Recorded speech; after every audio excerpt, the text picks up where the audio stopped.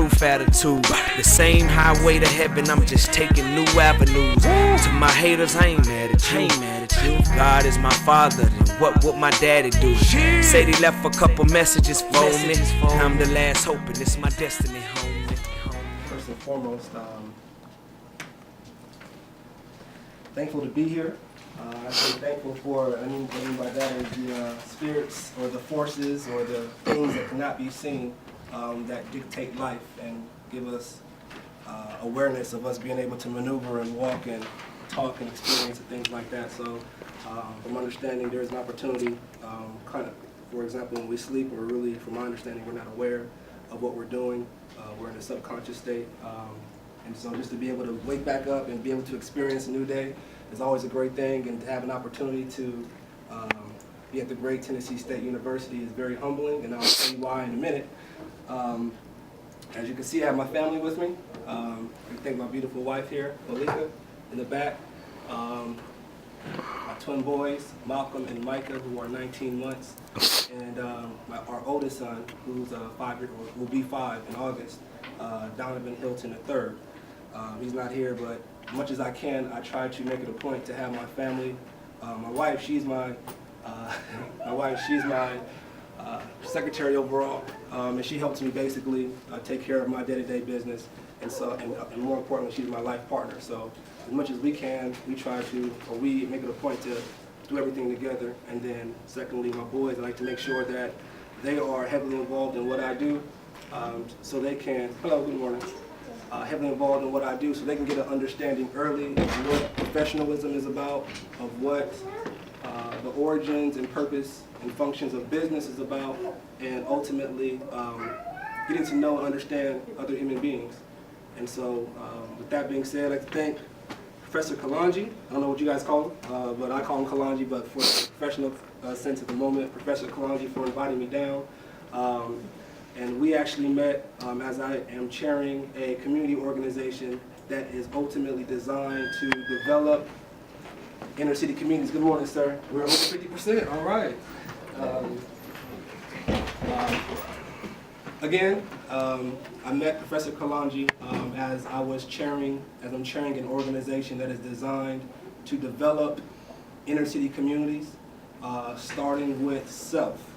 And when I say self, starting with myself, because before I can sit here and tell folks this is what we need to do, this is what we need to do, I got to make sure that I'm on point, and both mentally, physically, and emotionally, in order for anything to work. And so I am the biggest advocate of leading by example. And leadership is one of the hardest things anyone can do, because obviously all eyes are on you. And if you're going to be a leader and you're going to lead with integrity, indirectly, folks are always, and I hate to say it, I hope I'm incorrect when I say this, but folks may be looking for reasons to prove that you should not be in the position that you're in. And so with that being said, I'm very aware of that, and I'm very humble at all times, again, like I said, and that's why I say every moment is very important to me. My wife and I are from California. We've been here five years now. And I remember I came to Tennessee State when I first touched down. I wasn't even familiar with historically black colleges and universities. California, they don't have them. I could be wrong, but I'll double check. I haven't even, when I was in high school, I couldn't get into a traditional college, and I thought it was the end. I went to junior college, and ended up dropping out. And so I say this because, again, this is, what class is this? Great debate. Great debate. And I've seen the movie with Denzel, and how he was getting down with his students. It was the Great Debaters, right? Okay, and so professor invited me down. Hey, come on down to my class. Debate class. This is what you guys do, per se. What is the program? Africana Studies at Tennessee State University. I'm sure you guys are aware Tennessee State University is a top 15 college and university in the state of Tennessee, and a top 15 historically black college and university in the nation. And so with an individual like me not having any college experience, and this is what you guys do, I'm sitting here to this very moment saying, what am I going to say? Because you guys are the cream of the crop. Let's just be honest, you know? And I say that because Africana Studies, let's be honest, Africana Studies, with that key word, African, individuals have come a long way to be able to have education, And I say that with love, because it was all, in my in my perspective, all races that fought for that. And so for individuals to be here, especially by choice, regardless of what anyone says about a college or university, I'm very honored to be in front of you. Because again, I came to Tennessee State when we first touched down. Like, man, this is it. I understand, like I said, top 15. Oprah Winfrey is a graduate here, alumni. I'm like, cool, let me go ahead and get in. I took a couple semesters at junior college. They said, no, you gotta go to Nashville State. And since at that moment, you know, I went on ahead and just continued my corporate endeavors. And so, I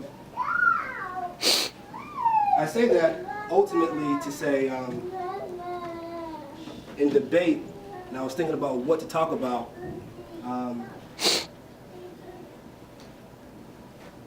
this I guess is a question to you guys. I mean, truly, this is my question I ask myself. Does it truly matter? And the question is what? You know, what truly matter? And I guess what I'm saying is, does what I believe truly matter to you? Does that make sense? And this is just me, what's going on here, you know? Does what I'm talking about at the end of the day, will it affect what you are going to do with the rest of your life? And I say that especially in debate, and I'm a huge advocate of cooperation. I'm a huge advocate of building up. I'm a huge advocate of developing. And that pretty much consists of all living beings, plants, animals, humans that reside on Earth. Because at the end of the day, with all due respect to everyone and to everything, the biggest entity that loses out when we are not on the same page and working together is the Earth. Because from what I understand, the Earth is a living organism, just like how we are. You know, I could be left field, but I'm just talking now. We're here, and this is not something I'm trying to talk to you about because I want to learn too. Because this is my opportunity. I'm in a college class, you know, so I want to. You guys are the cream de la creme, you know. So I want to be able to talk and get some things as well. And so it hurts me ultimately to watch and see the different things that are negative out in the world happening, not only as a human species, but also there's animals out there that are going extinct. Plant life is going extinct. It may not be a big deal. Again, I'm not trying to cause problems, but to me, it's a big deal when you have natural beauty that's being lost for a lack of awareness. And so, ultimately, that's what I do. I left corporate America 2 years ago. I actually was a director of admissions at a career college when I oversaw 2 campuses. I had 2 teams, 5 admissions reps each. That was the most important department, you know, to me in that organization, because that's what kept the lights on. If we weren't able to get the people in, I don't care what professor had what degree. At the end of the day, nobody's getting a paycheck, with all due respect. And so I learned a lot, both in working with individuals as far as finding out what they want and where they want to be in life, and I also learned a lot behind the scenes when it comes to how a corporate business is ran. In California, I was the vice president of sponsorships for a semi-professional basketball franchise in the American Basketball Association. That was a great opportunity there. I had a chance to wine and dine with the big shots, professional athletes, college athletes, and overseas athletes, and things like that. And so I have a really, really thorough knowledge when it comes to sales, when it comes to marketing, when it comes to development. And my point is, as I started to master my craft, I recognized the different things that the environment that was around me and what was going on, as far as, like I said, with just the miscommunication as human beings overall, and just the lack of awareness of what we're doing when it comes to the animal life and the plant life and the other organisms that are out there that we're not recognizing that we could anyone that's in the business for anything, you know. But and so at that moment, working corporate America, doing my thing, getting promoted, all that, talked to my wife and I said, babe, you know, this is not fulfilling for me. She said, why? And I said, because I'm moving up, but are my fellow people moving up? And I said, not people as a particular nationality, but overall, you know, are we, I mean, individualism is great, but how far does that go, you know? And so for 6 months, you know, like I said, she was my girlfriend at the time. I met her in California, and she was going to college, and she was at a university, and I didn't have a chance to go, but I used to go to classes with her and walk through the campus, and I used to tell all the time, I'm so jealous, you know, I wish I could get in and sit down and talk about intellectual stuff. I just read books, you know, that's the only closest I can get. And there was one time I went to a class, one of her classes, and I sat down, and it was a 2-hour class, and I ended up falling asleep during the class, and I woke up, she woke me up, and everybody was gone. And so I was so embarrassed because you're supposed to be here learning something, and I was sitting down asleep. And so the point to that is, ultimately, I lose my track of thought. My point to that is, individualism can only go so far. And I decided to talk to my wife, and ended up saying, hey, you know, let's go out and business, which was probably the scariest thing that I've done in my life. Because again, my wife and I have, again, my point was she was my girlfriend. That's me letting you know how far back we went. But my wife and I, yes, babe. Yes? My wife and I, okay. And again, we're just talking. This is not nothing, don't expect me to come in here and, this is not what this is about. You know, if that's what you guys were expecting. I don't know what you're expecting, but again, there's a point because I want to tell you a little bit about myself so I can get to know where you guys are, you know. And so, scary thing, I was talking to my wife, before I ended up leaving the company for 6 months, I was debating this, trying to get this out of my head, because I had my oldest son was 2 years old, and my wife had twins on the way. Can't play with that, you know?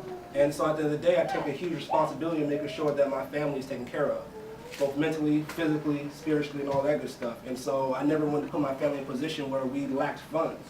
But I just felt that, you know, I've gone all I could in corporate America and decided to go out into business for myself. People are going to trip with you, they're going to have all kinds of stuff going on. You're going to be scratching your head saying, Lord, what's going on? But in verse 24, you're going to look back on it and say,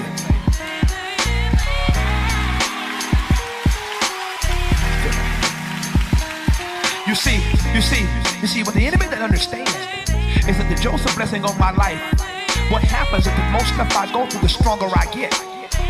See, what the devil don't understand is that storms make trees stronger. See, there's some people, when you look back over your life, you've developed the capacity to thank God for stuff other folk are complaining about. You start saying, Lord, I thank you for every fake friend, because I know what my real friends are. I thank you for every person that lied on me, because now I appreciate when the truth is in front of me. Lord, I thank you for the time I was broke, because when I get $1 in my pocket, I'm going to bless your name. I thank you for the time I was sick, because now every time I feel good, even if I don't feel good, I'm going to thank God I'm still alive. I thank you for my mountains and my valleys and the storms you brought me through. If I never had a problem, I wouldn't know what faith in your word to do. Somebody in this place ought to thank God for what he allowed you to go through. See, but here's the question. Why the test? Why the test? It's about what's in your spirit, because the devil knows that he can take you out. He knows that what you're going to produce is going to bless